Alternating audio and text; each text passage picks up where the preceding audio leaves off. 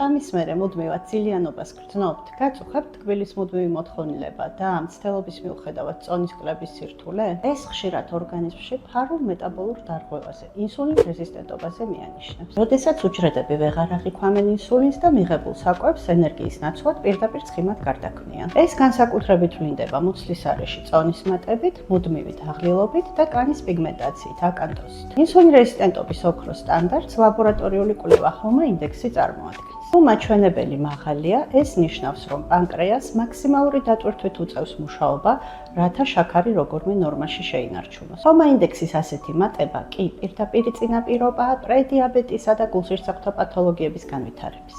ამიტომ სრულყოფილი შეფასებისთვის ექიმი ხშირად HOMA ინდექსთან ერთად ორ დამატებით კვლევასაც ნიშნავს ხოლმე. პირველი გლიკირებულ ჰემოგლობინს, რომელიც შაქრის 3 თვის საშუალო მაჩვენებელს ავლენს, რათა გავიგოთ, გადავიდა თუ არა ეს პროცესი დიაბეტში. ასევე ლიპიდურ პროფილს, რადგან ინსულინის სიჭარბე პირდაპირ აზიანებს ქოლესტერინისა და ტრიგლიცერიდების ბალანსს. ჩაიტარეთ კვლევები ავერსის კლინიკის ლაბორატორიაში, სადაც თანამედროვე აპარატურა უზრუნველყოფს სწრაფ და მაღალი სიზუსტის შედეგს.